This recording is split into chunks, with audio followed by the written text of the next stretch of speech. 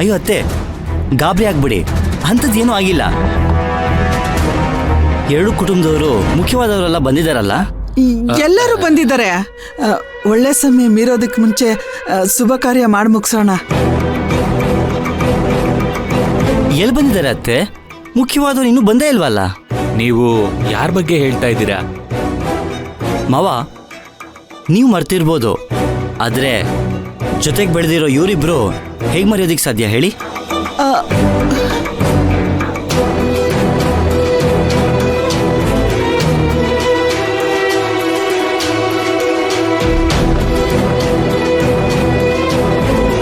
ನೀವೇನು ಹೇಳ್ತಾ ಇದ್ದೀರೋ ಅರ್ಥ ಆಗ್ತಾ ಇಲ್ವಲ್ಲಪ್ಪ. ಮಾವ, ಇದು ನಿಮ್ಮ ಮನೇಲಿ ನಡೀತಾ ಇರೋ ಮೊದಲನೇ ವಿಶೇಷ. ಈ ಸಂಭ್ರಮನ ಎಲ್ಲರೂ ಸಂತೋಷವಾಗಿ ಆಚರಿಸ್ಬೇಕು ಅನ್ನೋದೇ ನನ್ನ ಆಸೆ. ನಾವೆಲ್ಲರೂ ಸಂತೋಷವಾಗಿ ಆಚರಿಸ್ತಾ ಇದ್ದೀವಲ್ಲಪ್ಪ, ಇದರಲ್ಲೇನು ಕುಂದು ಕೊರತೆ ಕಾಣ್ತಾ ಇಲ್ವಲ್ಲ. ಮಾವ, ಕುಂದುಕೊರತೆ ನಿಮಗೆ ಇಲ್ಲದೆ ಇರ್ಬೋದು, ಆದರೆ ರಾಧಾ ಮತ್ತು ಮೈನಂಗೆ ದೊಡ್ಡ ಕೊರತೆ ಇದೆ.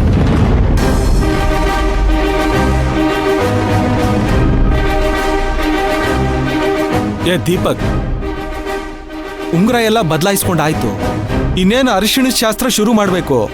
ಅಂಥದ್ರಲ್ಲಿ ಏನ ನಿಂದು ಒಗಟಾಗಿ ಮಾತಾಡ್ತಾ ಇದೆಯಾ? ರಾಧಾಗೂ ಮತ್ತೆ ಮೈನಾಗೂ ಏನೋ ಕೊರತೆ ಇದೆ. ಸರಿ, ಎಲ್ರಿಗೂ ಅರ್ಥ ಆಗೋ ಹಾಗೆ ಹೇಳ್ತೀನಿ.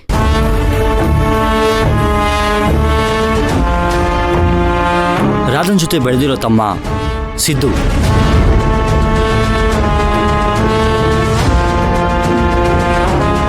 ಮತ್ತೆ ಅವರ ಹೆಂಡತಿ ರೂಪ ಇಬ್ರು ಈ ಮದುವೆಗೆ ಬರಬೇಕು ಅನ್ನೋದೇ ರಾಧಾ ಮತ್ತೆ ಮೈನನ ಆಸೆ.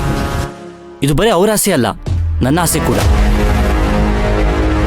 ಅಲ್ಲ ದೀಪಕ್, ನೀನ್ ಇವಾಗ ಹೇಳ್ತಾ ಇದೀಯಲ್ಲ, ಮುಂಚೆನೆ ಹೇಳಿದ್ರೆ ಇದಕ್ಕೇನಾದ್ರೂ ವ್ಯವಸ್ಥೆ ಮಾಡಬಹುದಾಗಿತ್ತು. ಅಪ್ಪ, ನಾವು ಮುಂಚೆನೇ ವ್ಯವಸ್ಥೆ ಮಾಡಿದ್ದೀವಿ. ಮೈನಾ? ಹಾ ಬಾವಾ, ಅವರು ಪಕ್ಕದ ಬೀದಿಯಲ್ಲೇ ಅವರಂತೆ, ಇನ್ನೇನ್ ಬಂದ್ಬಿಡ್ತಾರೆ.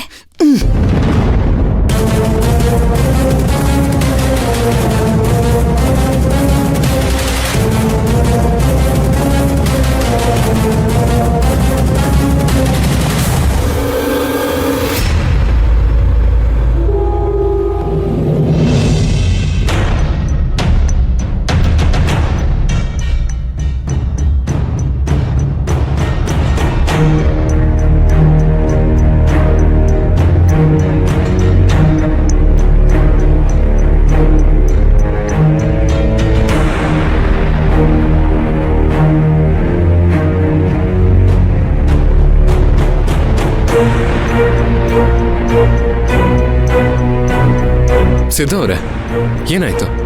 ಬನ್ನಿ. ಇಲ್ಲಿವರೆಗೂ ಹೇಗೋ ಬಂದೆ, ಆದ್ರೆ ಒಳಗೆ ಬರೋಕ್ಕೆ ಭಯ ಆಗ್ತಾ ಇದೆ. ರೇ, ನೀವೇನು ಟೆನ್ಷನ್ ತಗೋಬೇಡಿ, ಬನ್ನಿ, ಏನೂ ಆಗಲ್ಲ. ಆಗಲ್ಲ, ನಮ್ಮಿಂದ ಏನಾದರೂ ಮದುವೆಗೆ ತೊಂದರೆ ಆಗುತ್ತಾ ಅಂತ ಭಯ. ಹಾಗೆಲ್ಲ ಏನು ಯೋಚನೆ ಮಾಡಬೇಡಿ, ಏನೂ ಆಗಲ್ಲ. ಬನ್ನಿ ಬನ್ನಿ.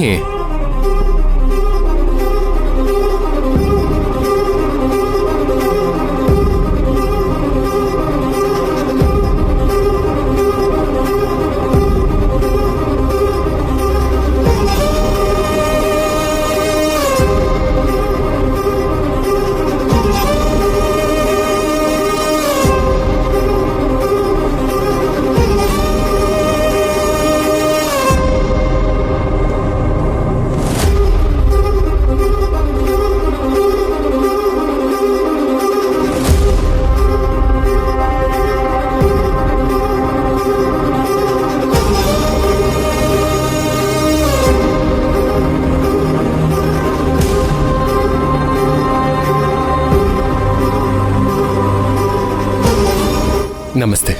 ನಮಸ್ಕಾರ. ನಾನು ಸಿದ್ದು ಜೊತೆ ಇಲ್ಲಿಗೆ ಬರ್ತೀನಿ ನೀವು ಯಾರೂ ಅನ್ಕೊಂಡಿರ್ಲಿಲ್ಲ ಅಲ್ವಾ? ಮದುವೆ ಅನ್ನೋದು ಒಂದು ಸಂಭ್ರಮ. ಆ ಸಂಭ್ರಮದಲ್ಲಿ ಕುಟುಂಬದವ್ರು ಎಲ್ಲ ಇದ್ರೇನೆ ಸಂತೋಷ. ಒಬ್ರಿಲ್ಲ ಅಂದ್ರೂ ಏನೋ ಒಂದು ಮಿಸ್ಸಿಂಗ್ ಅನ್ಸುತ್ತೆ. ರಾಧಾ ಅವ್ರ ಮದುವೆಯಲ್ಲಿ ಅವ್ರ ತಮ್ಮನೇ ಇಲ್ಲ ಅಂದ್ರೆ ಚೆನ್ನಾಗಿರಲ್ಲ. ಅದಕ್ಕೆ ಸಿದ್ದುನ ಕರ್ಕೊಂಬಂದೆ.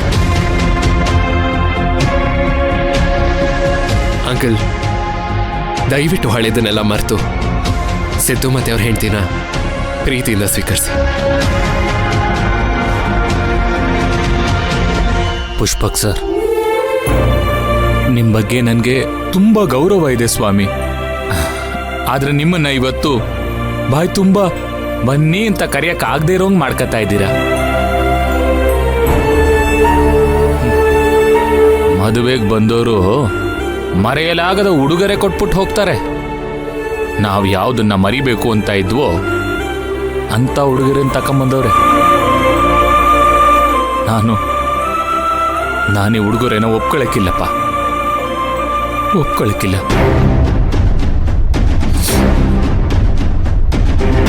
ಏಯ್, ನನ್ನ ಕೋಪ ಹೆಚ್ಚಾಗೋದಕ್ಕಿಂತ ಮೊದಲು ಇಲ್ಲಿಂದ ಹೊರಟೋಗು. ಹೋಗೋ.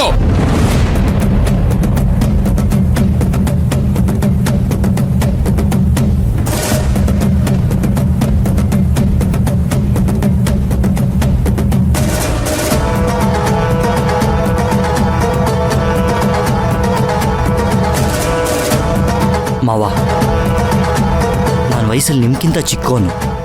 ಈ ರೀತಿ ಅಡ್ವೈಸ್ ಮಾಡ್ತಾ ಇದ್ದೀನಿ ಅಂತ ದಯವಿಟ್ಟು ತಪ್ಪು ತಿಳ್ಕೋಬೇಡಿ. ಮನುಷ್ಯನ ಅನಿಸಿಕೆ, ಅಭಿಪ್ರಾಯಗಳು ಯಾವಾಗಲೂ ಬದಲಾಗ್ತಿರುತ್ತೆ. ಅದು ಒಂದೊಂದು ವಯಸ್ಸಲ್ಲೂ ಬದಲಾಗ್ತಿರುತ್ತೆ. ಹಾಗೆ ನಮಗೆ ಬೇರೆಯವ್ರ ಮೇಲೆ ಇರೋ ಪ್ರೀತಿನೂ ಅಷ್ಟೇ ಕಾಲಕ್ಕೆ ತಕ್ಕಂತೆ ಬದಲಾಗ್ತಿರುತ್ತೆ. ಸಿದ್ದು ಎಷ್ಟೋ ಒಳ್ಳೇದು ಮಾಡಿರ್ತಾನೆ, ಆದರೆ ಅವ್ನು ಮಾಡಿರೋ ಒಂದು ತಪ್ಪಿಗೆ ಇನ್ನೂ ಶಿಕ್ಷೆ ಕೊಡೋದು ಸರಿನಾ?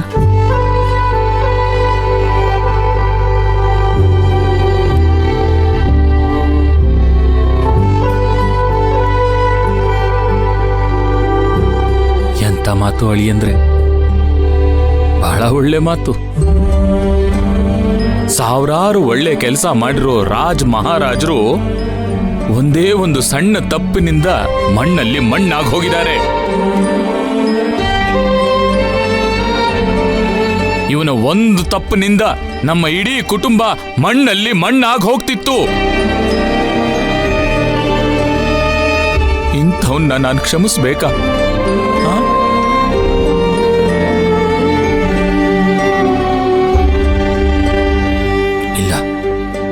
ನಾನು ಕ್ಷಮಿಸಲ್ಲ. ಅವನಿಲ್ಲಿ ಬಂದದ್ದೇ ತಪ್ಪು. ಇವನಿಲ್ಲಿ ಇರ್ಕೂಡ್ದು ಅದ್ ನನಗೊಪ್ಪಿಗೆ ಇಲ್ಲ.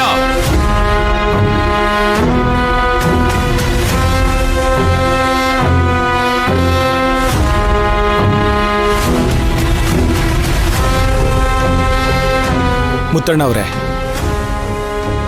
ನಿಮ್ ಸಂಕಟ ಏನು ಅಂತ ನನಗೆ ಚೆನ್ನಾಗಿ ಗೊತ್ತದೆ. ಇಷ್ಟು ದಿನ ನಿಮ್ಗೊಬ್ಬ ಮಗ ಇದ್ರು, ಅವನು ಇದಾನೆ ಅಂತ ಗೊತ್ತಿದ್ರು ಕೂಡ ನಾವು ನಿಮ್ಮ ಹತ್ರ ಯಾವ ಪ್ರಶ್ನೆನೂ ಕೇಳಲಿಲ್ಲ, ಅದ್ರ ಬಗ್ಗೆ ಏನೂ ಮಾತಾಡಲಿಲ್ಲ. ಯಾಕೆ ಗೊತ್ತಾ? ನಾನು ಕೂಡ ನಿಮ್ಮ ಹಾಗೆ ನೋವುಗಳನ್ನು ತಿನ್ಕೊಂಡು ಬಂದು ಇಲ್ಲಿ ನಿಂತಿರೋದು. ಅಲ್ಲಿ ನಿಂತಿದ್ದಾನಲ್ಲ ನನ್ನ ದೊಡ್ಡ ಮಗ, ಅವನು ನಮ್ಮನ್ನೆಲ್ಲ ಬಿಟ್ಟು ದೂರ ಹೊರಟೋಗ್ಬಿಟ್ಟ. ನನಗೂ ನಿಮ್ಮ ಹಾಗೆ ತುಂಬ ಕೋಪ ಬಂತು. ಆದರೆ ಚಿಕ್ಕ ಮಗ ಆಗಾಗ ಹೋಗಿ ಅವನ್ನ ಮಾತಾಡ್ಸ್ಕೊಂಡು ಬರ್ತಾ ಇದ್ದ. ಆಮೇಲೆ ಹೋಗ್ತಾ ಹೋಗ್ತಾ ಕೋಪ ತಾನಾಗೆ ಕಡಿಮೆ ಆಯ್ತು. ಪ್ರೀತಿ ಮುಖ್ಯ ಅಂತ ತಿಳ್ಕೊಂಡೆ. ಮಕ್ಕಳನ್ನ ಮದುವೆ ಮಾಡ್ಕೊಡೋ ಈ ವಯಸ್ಸಿನಲ್ಲಿ ನಮ್ಮ ಆಸೆ ನಿರಾಸೆಗಳನ್ನೆಲ್ಲ ಪಕ್ಕಕ್ಕಿಟ್ಟು ಇಲ್ಲಿ ಮದುವೆ ಆಗ್ತಾ ಇರೋ ಗಂಡು ಹೆಣ್ಣಿನ ಸಂತೋಷನ ನಮ್ಮ ಮನಸ್ಸಿನಲ್ಲಿ ಇಟ್ಕೊಂಡು ಮದುವೆನ ಚೆನ್ನಾಗಿ ಮಾಡಿ ಮುಗಿಸೋಣ ಮುತ್ತಣ್ಣವ್ರೆ. ನೀವೊಂದು ಸ್ವಲ್ಪ ದೊಡ್ಡ ಮನ್ಸು ಮಾಡಿ ದಯವಿಟ್ಟು ಮುತ್ತಣ್ಣ. ನಿಮ್ ಮಗ ಮಾಡಿದ ತಪ್ಪನ್ನ ಕ್ಷಮಿಸ್ಬಿಡಿ. ನೋಡಿ, ಅವನ್ ಮಾಡಿರೋ ತಪ್ಪು ಏನು ಅಂತ ಅವನ್ಗೆ ಅರಿವಾಗಿದೆ. ಅದಕ್ಕೆ ಇಲ್ಲಿ ತನಕ ಬಂದು ನಿಂತಿದ್ದಾನೆ.